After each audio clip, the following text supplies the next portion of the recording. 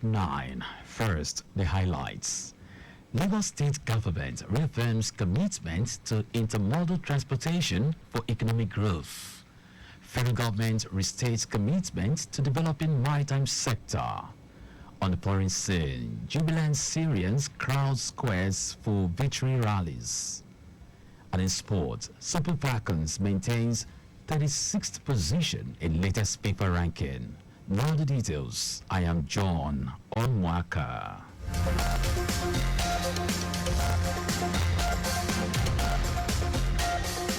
The Lagos State Government has reiterated its commitment to maximizing the use of intermodal transportation systems to boost socio-economic activities and minimize traffic-related losses in the state. Speaking at the closing ceremony of the 5th Lagos Real Estate Marketplace Conference and Exhibitions, Commissioner for Transportation Oluwaseun Oshiemi highlighted the critical role of transportation in driving economic growth. He lamented the current situation where 90% of transportation in Lagos relies on road networks, with water and rail transportation accounting for just 2% combined. Oshiemi described this imbalance as unacceptable, noting that Lagos accounts for 30% of Nigeria's GDP.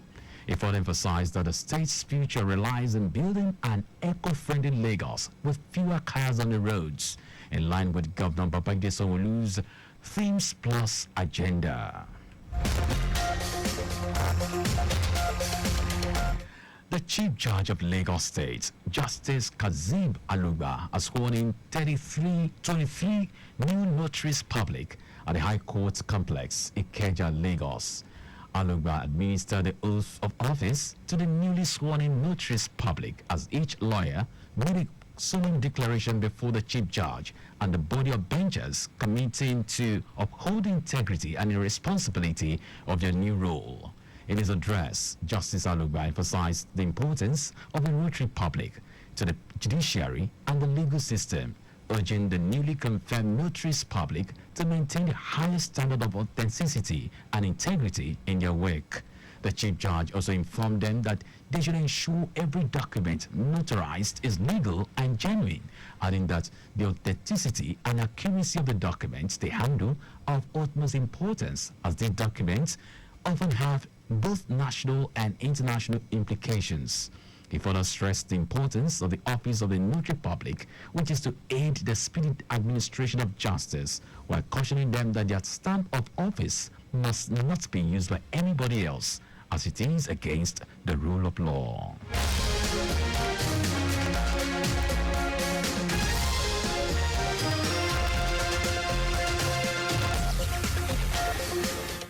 To fulfill his campaign promises, the governor of Sokoto State, Ahmed Aliyu, has completed over 186 capital projects since assuming office approximately 18 months ago. The State's Commissioner for Information and Orientation, Sambo Dakadi, revealed this during a post-budget presentation. While highlighting some of the state's achievements, the commissioner stated that these accomplishments were made without borrowing a single kobo from any bank or financial institution, either in Nigeria or abroad. On security, maintained that over 140 patrol vehicles have been procured and distributed to security agencies to enhance operations alongside the establishment of Community Guard Corps. In terms of infrastructure, Dankadi said the current administration has constructed over 150 township roads as part of its urban renewal program. And now to the rest of the stories. The Minister of Marine and Blue Economy, Adegboyega Oyetola, has reiterated the federal government's dedication to developing Nigeria's maritime sector as a key driver of national growth, in line with the African Union's Agenda 2063.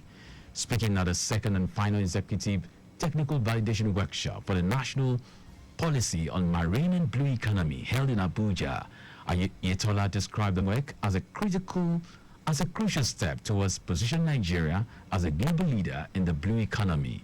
The workshop brought together industry experts, academics, and researchers to chart a path for sustainable maritime development.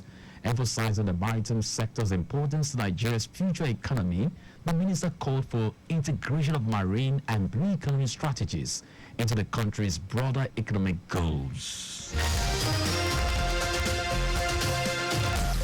The Mahai Forest Reserve in Nasarawa State has been upgraded to a national park following the federal government's takeover of its management. This was revealed in a press statement issued and signed by the director of the Press and Public Relations Unit at the Federal Ministry of Environment, Ibrahim Aruna. The statement noted that the Minister of Environment, Balarabe Lawal, described the takeover as a significant milestone in the efforts of the Renewed Hope agenda towards sustainable development. Lawal explained that this step demonstrates a practical form of cooperative federalism where both subnational and federal governments work together to secure a sustainable future for the next generation. Governor Abdullahi Sule of Nasarawa State emphasized that the handover of the reserve is a crucial step in preserving the state's natural heritage and promoting sustainable environmental stewardship for the benefit of both present and future generations. And now to foreign news. Thousands of Syrians have occupied the streets of the capital, Damascus, and other cities to celebrate the fall of the regime of Bashar al-Assad. In Damascus, people gathered at the iconic Omoaka Mosque for prayers before the jubilant rallies called by the Islamist rebels who led the armed uprising against Assad. Rebel leader Abdul Muhammad al-Jolani, who has now started using his real name, Ahmed al-Shara, has urged Syrians to go to the streets to express their joy to mark the victory of the revolution. Assad fled Russia on Sunday as the regime set up by his father 50 years ago collapsed in just a few tumultuous days. Now sports. Nigeria's Super Falcons maintained top position in the latest women's world ranking, retaining the 36th position despite recording 2 wins in the period under review. The 9-time African champions defeated the Green Ladies of Algeria 2-0 and 4-1 in a 2-legged friendly. They lost 2-1 to Le Blues of France in another friendly, but Justin Magudu's side also maintained top position in Africa. African champions Bayana of South Africa are second with Morocco, Zambia and Ghana completing the top 5 on the continent. The United States of America retained top spot in the world, while world champions Spain moved to 2nd position. Germany moved to 3rd position, while England dropped to 4th. And that's our news at 9, but just before we go, you carry out proper and adequate checks on your vehicles before setting out.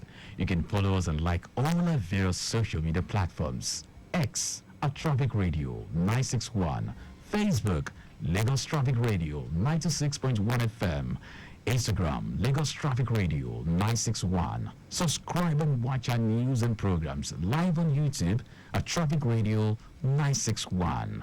You can also visit our website www.trafficradio961.ng. Did you know that the Sanwo-Olu administration supported clusters of farmerized farmers with modern technology and necessary support through the Lagos State Agro-Processing, Productivity Enhancement and Livelihood Improvement Support appeals?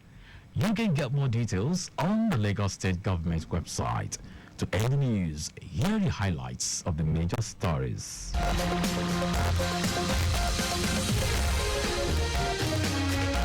The Lagos State Government has reiterated its commitment to maximizing the use of intermodal transportation systems to boost socio-economic activities and minimize traffic-related losses in the states. The Minister of Marine and Blue Economy, Adeboyega Oyetola, has reiterated the federal government's dedication to developing Nigeria's maritime sector as a key driver of national growth in line with the African Union's Agenda 2063. We also told you that thousands of Syrians occupied the streets of the capital, Damascus, and other cities to celebrate the fall of the regime of Bashar al-Assad. And in sport, Nigeria's Super Falcons maintain top position in the latest women's world ranking, retaining their 36th position despite recording 2 wins in the period under review.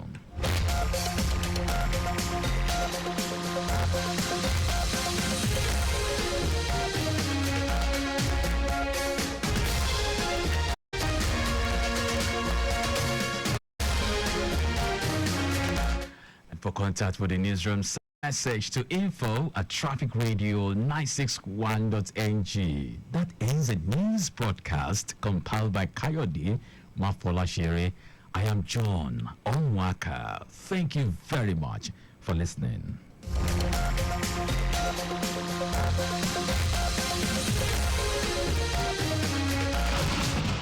Don't you think it is better to get the updates fast and undiluted from a trusted and reliable source than to hear it from